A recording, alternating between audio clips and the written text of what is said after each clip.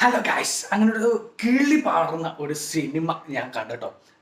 Cinema ഏതാണെന്നായിരിക്കും അല്ലേ? സംഭവം അധ്യായം 1. നമ്മുടെ ആസിഫ് അലിയുടെ അനിയനില്ലേ, അഷ്കർ അലി, പിന്നെ സിദ്ധാർത്ഥ് ഭരതൻ, വിനീത് കുമാർ, ഇവരൊക്കെ മുഖ്യ കഥാപാത്രമായിട്ട് അഭിനയിച്ചിട്ടുള്ള ഒരു കിടുക്കാച്ച സിനിമ മോനെ, ഒരു രക്ഷയല്ല. ഒരു ടൈം ലൂപ്പ് എന്ന് പറയുന്ന ഒരു സംഭവം ഉണ്ടല്ലോ, അത് പക്കായിട്ട് പെർഫെക്റ്റ് ആയിട്ട് ചെയ്തിട്ടുള്ള ഒരു കിടുക്കാച്ചി പടമാണ് കേട്ടോ മോനെ. ഈ സിനിമ ഹോട്ട്സ്റ്റാറിൽ വന്ന് കിടപ്പുണ്ട്. എല്ലാവരും നല്ല രസമായിട്ട് അഭിനയിച്ചിട്ടുണ്ട്. നമുക്ക് തന്നെ ചില സീന് കഴിയുമ്പോൾ ഇതന്നല്ലേ വീണ്ടും റിപ്പീറ്റ് വരുന്നത്, അല്ലെങ്കിൽ എന്തോ ഒരു സംതിങ് ട്രബിൾ ഉണ്ടല്ലോ എന്ന് വിചാരിക്കുന്ന ഒരു, എന്താ പറയാ, നല്ലൊരു എന്റർടൈൻമെന്റ് ആയിട്ടുള്ള ഒരു അടിപൊളി സിനിമയാണ് കേട്ടോ. ഞാൻ ഇപ്പൊ അടുത്ത് ഇങ്ങനെ ഈ ഒരു രീതിയിലുള്ള ഒരു സിനിമ ഒന്നും ഞാൻ ഇപ്പൊ അടുത്തൊന്നും കണ്ടിട്ടില്ല. ലാസ്റ്റ് കണ്ടിട്ടുണ്ടായിരുന്നത് നമ്മുടെ ചുഴലി എന്ന് പറഞ്ഞൊരു സിനിമയായിരുന്നു.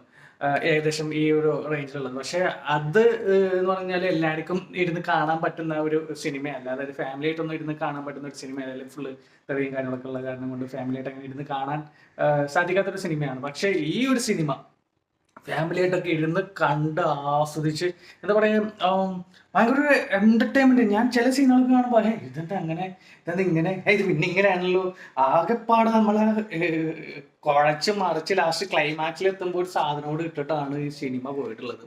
പിന്നെ അതിന്റെ പിക്ചറൈസിങ്ങും ഡയറക്ഷനും ക്യാമറ വർക്കും പിന്നെ ആർട്ട് വർക്കും എല്ലാം, എന്താ പറയാ, ഒരു കാടിനുള്ളിൽ പെട്ട് കഴിഞ്ഞാൽ ആ കാടും അതിന്റെ ഭംഗിയും, എന്താ പറയുന്നത്, നല്ല രസമായിട്ട് സിനിമ എടുത്തിട്ടുണ്ട്. നിങ്ങൾ എത്ര ആൾക്കാർ ഈ സിനിമ കണ്ടിട്ടുണ്ട് എന്നുള്ളത് എനിക്ക് അറിയില്ല. കാണാത്തവരുണ്ടെങ്കിൽ നിങ്ങൾക്ക്, എന്താ പറയുക, കണ്ടിരിക്കാൻ പറ്റുന്ന ഒരു നല്ല ഒരു ഒരു ഒരു ഒരു നല്ലൊരു സിനിമയാണ് കേട്ടോ. ഇത് തിയേറ്ററിലൊക്കെ വന്നിട്ട് പെട്ടെന്ന് പോയത് എന്താണെന്ന് അറിയത്തില്ല.